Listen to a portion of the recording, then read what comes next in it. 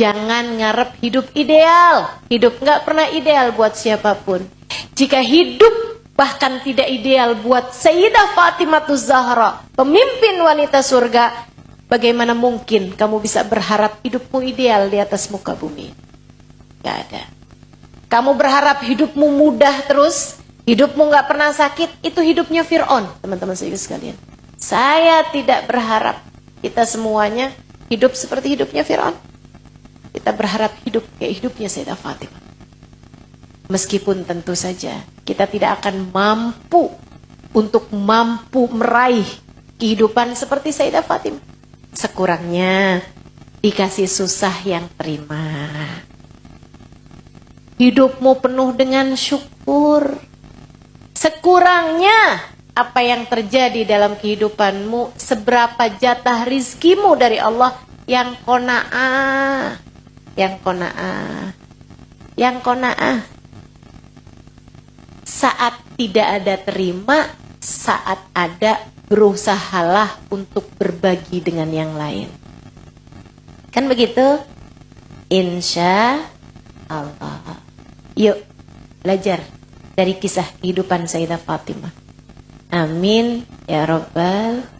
Beriku sekalian, di bawah-bawah ayatnya itu Allah ceritain tentang keadaan mereka kelak di akhirat. Dan subhanallah, ini keren abis sih.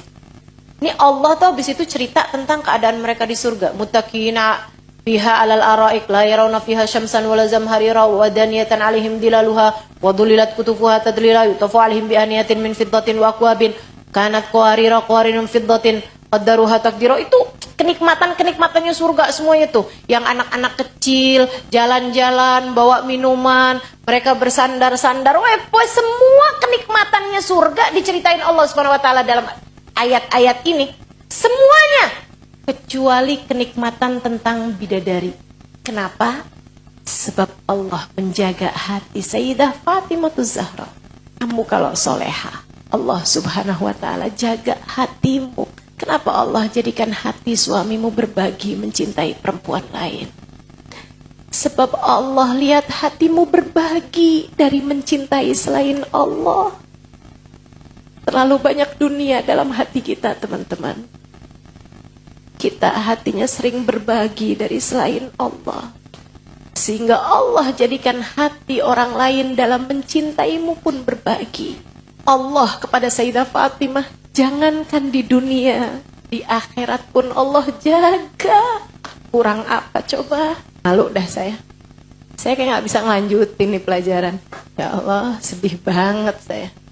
Sedih sama diri saya sendiri. Dan saya berharap kalian juga punya rasa yang sama, teman-teman. Malu kita. Malu sama Allah Subhanahu wa ta'ala. Teman-teman saya sekalian yang saya muliakan, Sayyidah Fatimah umurnya nggak panjang. Beliau meninggal dunia 6 bulan. Sesudah kewafatannya baginda kita Nabi besar Muhammad sallallahu alaihi wasallam. Saat Nabi Muhammad meninggal dunia, semua anak-anak Nabi Muhammad sudah meninggal, hanya sisa Sayyidah Fatimah. Umur Sayyidah Fatimah waktu itu 29 tahun. Masih sangat muda. Di bawah saya, di bawah kita semua. Banyakan dari kita. Di bawah kebanyakan dari kita. 29 tahun teman-teman sekalian. Usia Sayyidah Fatimah. Kesedihan luar biasa dirasa oleh Sayyidah Fatimah. Dia tiap hari mengunjungi ayahnya ketika ayahnya mulai sakit-sakitan. Nabi SAW tiap kali lihat Fatimah, lalu beliau tersenyum.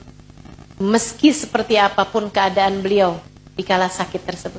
Sampai satu hari Nabi Muhammad SAW yang suaranya semakin lirih, yang suaranya semakin parau, berusaha untuk mendekatkan Sayyidah Fatimah padanya ketika Sayyidah Fatimah sedang duduk di sisinya. Kayak memberi isyarat untuk mendekat gitu. Nabi membisiki padanya. Sudah dibisiki oleh Nabi Muhammad SAW, Sayyidah Fatimah menangis terisak-isak. Sayyidah Fatimah menangis terisak-isak. Habis itu Nabi yang ngelihat Sayyidah Fatimah nangis sampai yang nyesek gitu nangisnya. Nabi nggak tega ngelihatnya. Nabi kemudian membisikinya kembali.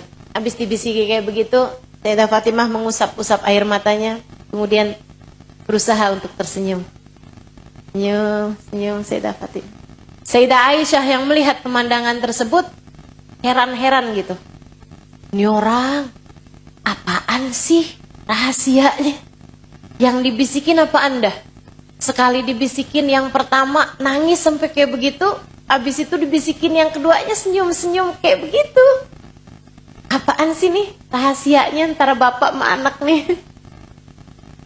Ketika Sayyidah Fatimah beranjak keluar, sudah selesai jengukin ayahnya, disamperin sama Sayyidah Aisyah. Fatimah, boleh tahu dong, dibisikin apaan sih?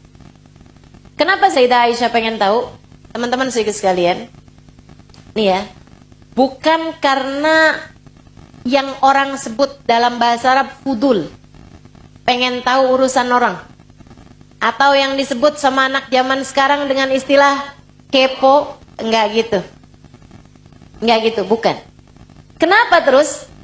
Sebab Sayyidah Aisyah itu adalah pendidik, ustazah, guru wanita dalam Islam yang dipersiapkan oleh Nabi untuk menjadi pengajar sewafat Nabi Muhammad SAW. Tentu beliau harus tahu berbagai macam ilmu. Dan tentu saja menurut Sayyidah Aisyah ini adalah sebuah ilmu besar dalam kehidupan. Saya selayaknya belajar tentang hal ini. Sebab betapa sangat cepatnya perubahan dari tangis sampai kepada tawa. Cepet banget gitu. Kayak anak kecil. Kalau anak kecil mah pantas saja ya. Habis nangis kemudian ketawa gitu. Kan pantas saja. Tapi ini orang dewasa gitu. Apa sih yang membuat istilah orang zaman sekarang mood swing, ya?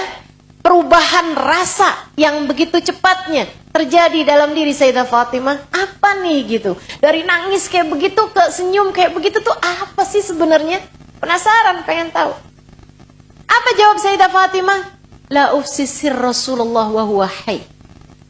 Aisyah, saya tidak akan membuka rahasia Nabi Muhammad. Kalau dibisikin kan berarti rahasia. Kamu tuh kalau dibisikin bukan berarti abis selesai dibisikin kamu sampein lagi sama orang.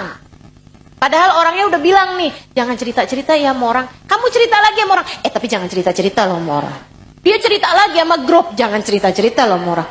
Nah, akhirnya kemudian jadi rahasia yang istilah orang zaman sekarang rahasia umum. Ada rahasia tapi umum. Umum tuh lawannya rahasia. Nah ini ya, Nabi Muhammad, Sayyidah Fatimah bilang, la usisir Rasulullah wa huwa hayy. Saya tentu tidak akan membuka rahasia Nabi Muhammad, sedangkan Nabi Muhammad masih hidup. Bukan berarti Sayyidah Fatimah kayak yang kepo amat sih loh. Nggak gitu teman-teman. Akan tetapi orang dibisikin kan berarti rahasia. Kalau rahasia, berarti kan nggak mau orang tahu sepanjang masa hidupnya orang tersebut. Sampai sesudah wafatnya Nabi Muhammad beberapa waktu yang lama ya, udah kayak yang semuanya udah normal, kehidupan kembali berjalan. Suatu waktu Sayyidah Aisyah berjumpa lagi dengan Sayyidah Fatimah. Kemudian Sayyidah Aisyah bertanya, ini hati-hati ya, kalau pelajarin sejarah tuh kamu harus paham karakter. Sehingga jatuhnya nggak jelekin satu dari yang lain gitu. Jatuhnya tidak dengan memuji yang satu dengan menjelekkan yang lain.